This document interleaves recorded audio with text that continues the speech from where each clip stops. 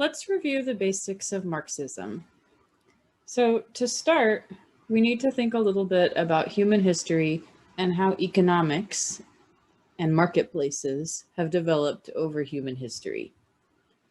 So when we think to the very beginning of human history, so stereotypically caveman times, people generally, there was not an advanced economic system, and people generally made things just for their own use. So within a family unit, someone would do weaving for the family, someone would do cooking for the family, someone would make tools for the family. And in Marxist terms, we call this use value.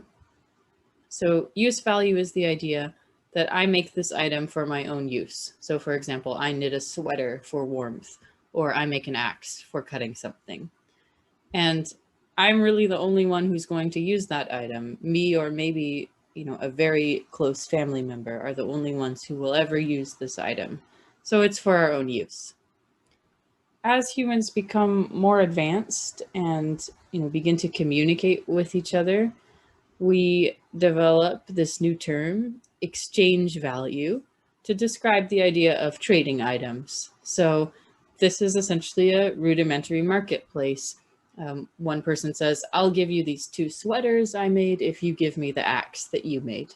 So exchange value. And then finally, as we develop marketplaces involving money and a more capitalist or market economy system, Marx uses this term surplus value. And this is the most complex, so it'll take a moment to describe. But basically within surplus value, we have this concept of labor power. Each person has a particular labor power, and your labor power is basically just your ability to produce items through labor. So your skill set, your energy level, the tools you possess constitute your labor power. In the capitalist market system, labor power becomes valued, and this is wages. And certain types of labor power are valued as higher. So for example, someone who has the skills of a doctor or an engineer is going to receive higher wages than someone who has the skill of sewing, for example. So that labor power becomes valued in the form of wages and then eventually creates classes. And Marx saw class as 2 categories, the owner class and the worker class. The owners are anyone who own the things, and workers are the people who work and receive wages. This is a little bit different from how we use the term class in daily life. So in daily life, when we use the term class, we're usually referring to upper class, middle class, and lower class. And it's basically just referring to your income. So if you make a high income, you're in the upper class. If you make a low income, you're in the lower class. That's not how Marx sees class. So for Marx, class has nothing to do with how much money you're making and everything to do with your role in the system and what kind of power you have. So we have this relationship where the workers work for the owners using their labor power, and the owners pay them in the form of wages. What happens, according to Marx, is that the owners kind of get smart and want to be efficient. They want to compete in the capitalist system. And so they eventually decide to cut costs. And one of the easy ways that the owner can cut costs is by reducing wages or forcing workers to work more for the same wages.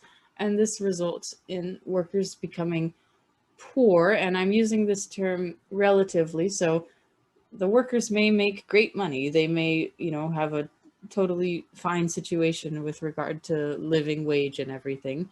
But the point is that they're poor relative to the owners. The owners are the ones who ultimately possess the product and make money off of it. The workers are simply selling their labor. And there are 2 motivations or reasons why owners do cut costs. One is that they need to compete in the market, and another is just that they want to make profit for themselves, so the selfish profit motive.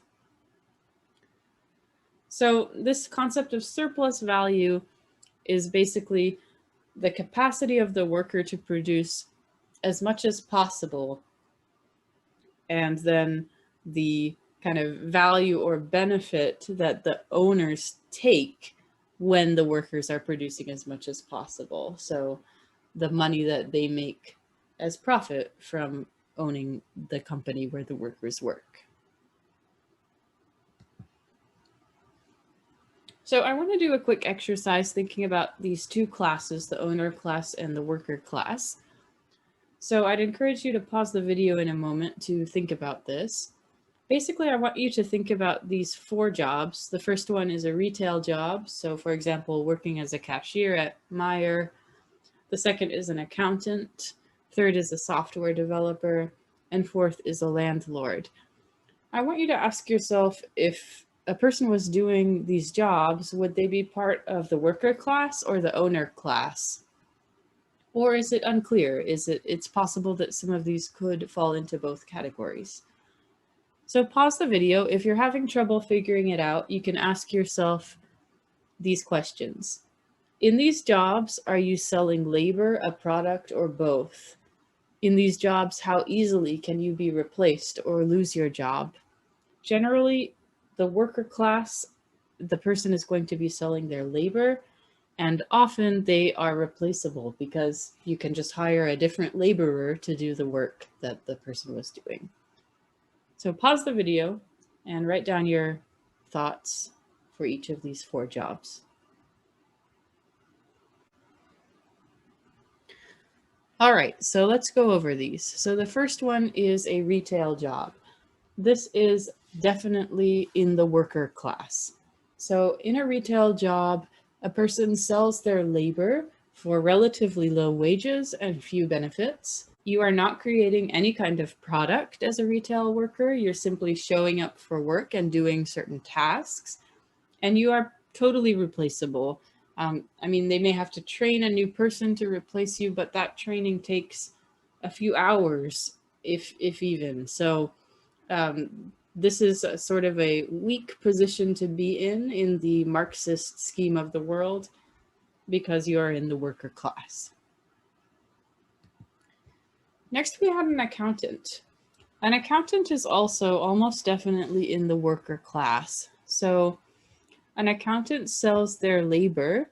Granted, they get high wages and generally good benefits. It's certainly a better job than being a retail worker, but you are still ultimately selling your labor as an accountant, and you're not really creating any kind of product. You're simply taking the books for a business or an individual and, doing some calculations and tabulations, maybe making some recommendations.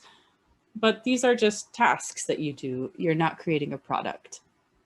Accountants are also replaceable, less replaceable than a retail worker because you have to have a degree and a certification to be an accountant. But there are still other accountants out there in the world who an accountant could be replaced by if they got fired. So still definitely part of the worker class and in a relatively weak position in the Marxist scheme of things. Next, we have a software developer. Now, this one I think could go both ways. So a software developer who works for a large company like Microsoft is definitely selling their labor and receiving high wages and benefits. And if they're working for a company like Microsoft, they probably do not own the intellectual rights of the product they create. So they do create a product, some type of software is the product, but depending on how the company does these things, it may be the property of the company, so proprietary to the company. If a software developer is working freelance or has a company that's generous about these kind of things, they may have some intellectual property stake in the software they develop. And so in that case, the software developer may actually be part of the owner class. A software developer is also more difficult to replace. So generally there is a lot of training that goes into being a software developer. And so while they can conceivably be replaced, the replacement will have to go through fairly extensive training. And so the software developer is in a slightly more powerful position in the Marxist scheme of things, especially if they have intellectual property rights for the software they're producing. In that case, they are actually part of the owner class. If they don't have those rights, then they're simply in the worker class making a good wage. Last, we have the landlord. The landlord is definitely part of the owner class. The landlord sells a product, which is a house or apartment, and receives high wages for selling that product in the form of rent payments.